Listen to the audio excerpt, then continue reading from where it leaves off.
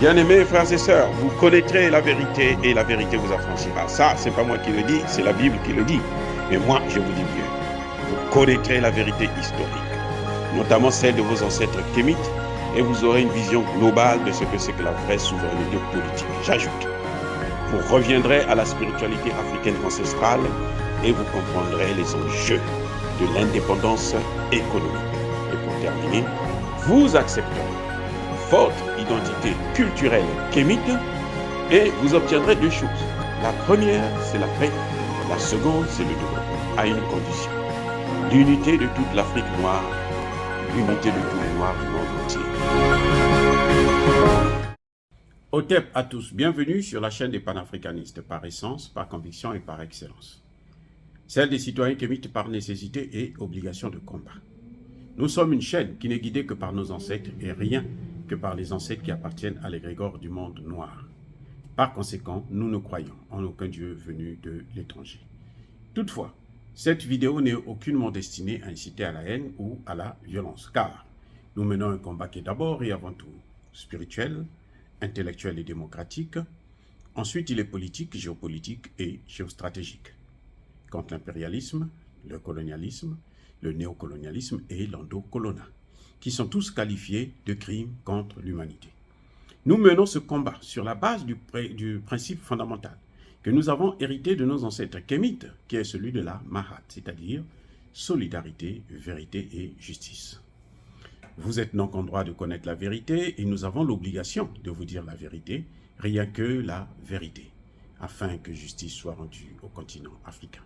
Et ça, c'est notre modeste contribution dans cette noble lutte en faveur de la souveraineté, la dignité, la solidarité et l'unité africaine. C'est exactement ça que nous appelons le panafricanisme. Bien-aimés frères et sœurs, Emmanuel Macron continue de se moquer de nous. Et le président Tshisekedi continue à tomber toujours dans le piège. Emmanuel Macron vient de nommer Nicolas Sarkozy comme médiateur dans la crise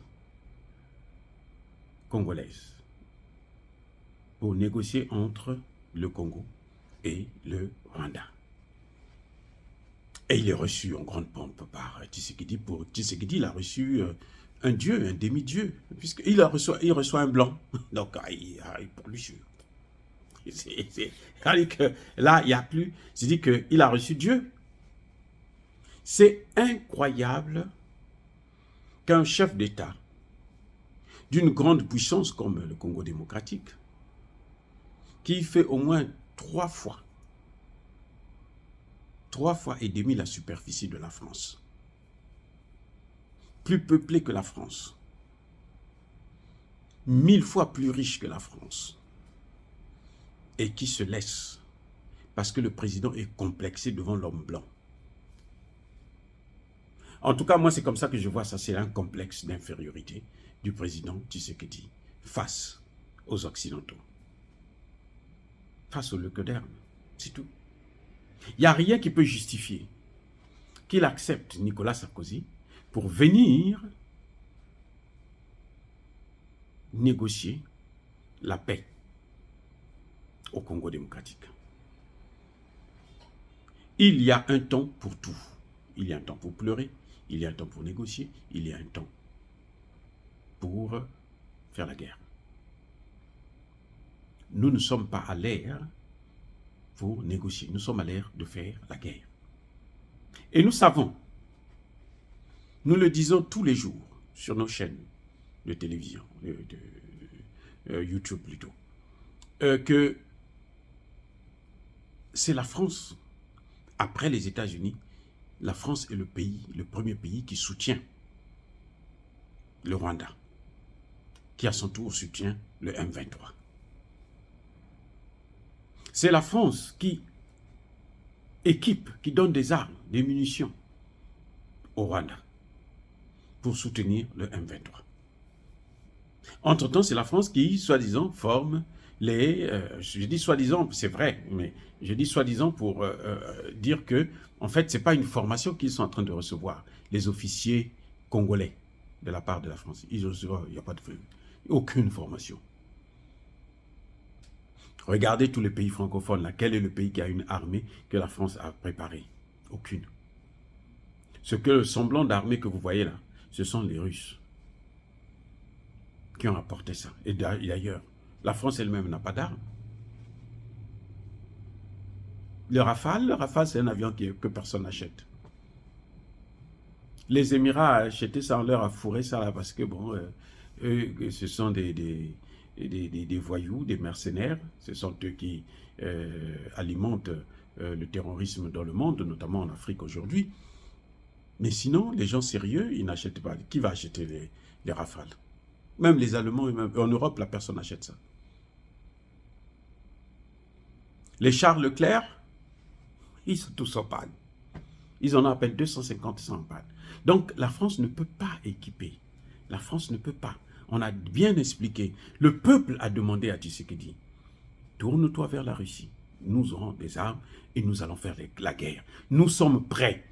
Les Congolais sont prêts à combattre le M23 et les autres groupes terroristes. Parce qu'il n'y a pas que le M23. Les Congolais sont prêts à combattre. Mais c'est Tshisekedi lui-même qui freine, qui empêche les Congolais, l'armée congolaise, de pouvoir mener la guerre. Il préfère recevoir un voyou. Je pèse mes mots. Un voyou, un bandit, un brigand, un criminel comme Nicolas Sarkozy. C'est Nicolas Sarkozy qui a débarrassé, qui a enlevé Gbagbo du pouvoir. À quel prix? La mort de au moins 20 000 Ivoiriens. Nicolas Sarkozy le même là. C'est Nicolas Sarkozy qui est allé au Sénégal pour dire « Oh, l'Afrique, vous n'êtes pas rentré dans l'histoire. » Là où il est en train de partir le Congo, là. C'est vrai que Tshisekedi n'est pas intelligent parce qu'il n'a même pas fait d'université correctement. Il n'a même pas eu la licence. Mais c'est là, au Congo, que les mathématiques sont nées. Et Nicolas Sarkozy dit « Vous n'êtes pas rentré dans l'histoire. » Ce même Nicolas Sarkozy. C'est ce Nicolas Sarkozy qui a détruit la Libye et propagé les terroristes à la fois dans le Sahel et dans le Golfe de Guinée. Donc celui que plutôt Félix Tshisekedi reçoit en grande pompe, c'est un mercenaire, c'est un criminel, c'est un génocidaire. Sa place serait au tribunal pénal international. Mais comme vous savez, on ne peut pas juger les puissances occidentales. Tous leurs ressortissants, ils sont des saints. On ne peut pas les juger parce qu'ils sont forts, parce qu'ils ont des armes. Mais au moins, nous avons la possibilité de refuser, de s'éloigner d'eux, de refuser de négocier. Maintenant, on peut plus, Tshisekedi ne peut pas dire que je n'avais pas le choix. Ce n'est pas possible. Puisqu'il a le choix de se tourner vers la Chine, vers la Russie, vers la Turquie, vers l'Iran et bien d'autres pays qui peuvent nous aider, nous équiper et l'armée congolaise fera le reste. Il préfère recevoir. Nicolas Sarkozy, quand vous venez négocier, écoutez-moi bien, la négociation dans les circonstances actuelles, c'est pourquoi? C'est pour dire que bon, les positions que le M23 a prises là pour le Rwanda occupe ça, et puis bon, accepter que le Rwanda puisse rester là. Entre-temps, le Rwanda a déjà signé des accords avec la Grande-Bretagne pour prendre les réfugiés. Vous savez quels sont ces réfugiés? Ce sont les Afghans et les autres. Que l'Ouganda vient de refuser là. L'Ouganda dit, moi, niet, je ne veux pas les recevoir. Et pourtant, c'est les conventions de Genève. Hein. Ce sont des réfugiés, vous devez les recevoir. Il dit non, eux, je ne veux pas les voir ici. Tshisekedi va les faire rentrer via le Rwanda. À la demande de qui? De Nicolas Sarkozy qui va venir l'endormir. Non, écoute. Et il dit que nous, les Congolais, nous, les Africains, nous, les panafricanistes, nous sommes manipulés. C'est pour ça que nous pensons qu'il faut changer de partenaire. Parce que nous sommes manipulés. Lui, il n'est pas manipulé. Il est franc-maçon. Donc, lui, il pense que pour lui, c'est la bonne vie. Non, c'est incroyable ce qui est en train de se passer au Congo démocratique. On envoie un fou pour venir régler les problèmes des vrais gens. C'est incroyable. Si Nicolas Sarkozy a dit que l'Afrique n'est pas rentrée dans l'histoire, là où il est là, c'est le siège des mathématiques. C'est là, le Congo démocratique là. Loge d'Ishongo, que les Belges ont pris et emmené chez eux, comme si ça leur appartenait. Ça se trouve actuellement en Belgique. Ils en ont fait même un gros monument. Eh oui, l'os d'Ishongo là, c'est pas belge, c'est congolais. Ils ont pris, ils ont emmené chez eux. Vous voyez, donc, Tshisekedi a besoin de repartir à l'école. Je pense que ce serait mieux pour lui. Il faudrait qu'il reparte à l'école. Qu'il laisse la présidence. Il n'a pas besoin d'un second mandat. Et j'espère qu'il ne va pas être réélu au cas où ils organisaient les élections. Parce que s'il n'y avait que moi, même les élections, là, on devrait les suspendre d'abord. Parce que le plus important, ce n'est pas organiser les élections, mais c'est organiser, organiser l'armée et faire la guerre contre les occupants. Dire cela, c'est inciter à la haine ou à la violence. Non.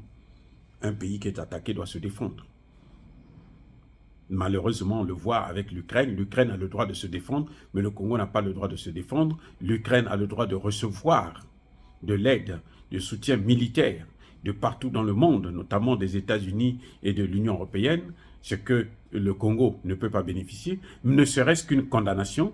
Et le Rwanda n'a pas le droit à des sanctions, alors que la Russie, aujourd'hui, est poursuivie par le tribunal pénal international, bien que, n'étant pas signataire des accords de Rome, portant la création du tribunal pénal international. On voit très bien le 2 poids 2 mesures. Mais ce 2 poids 2 mesures là, c'est pourquoi? Parce que nous avons des dirigeants larbins.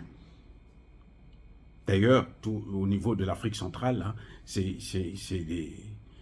des complexés, c'est des colonisés, c'est des paillassons, c'est des gouverneurs, c'est des représentants de la France. Ce n'est pas des présidents, des représentants des peuples africains. Et Tshisekedi en est le plus grand laboratoire, le meilleur exemple. C'est ainsi que, pour terminer, je persiste et je signe, bien-aimés frères et sœurs.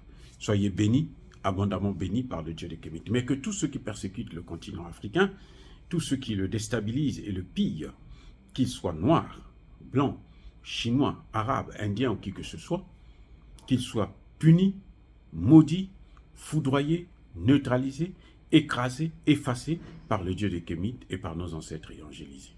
Vive l'Afrique éternelle, j'ai dit et j'assume.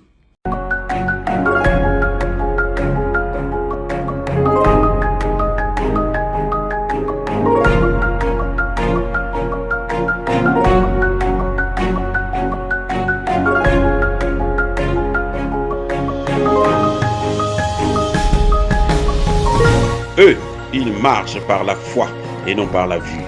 Mais moi, je vous conseille vivement de marcher par la connaissance scientifique et historique, notamment celle de nos ancêtres kémites, par les 5 sens et par l'intelligence. Abou Abia.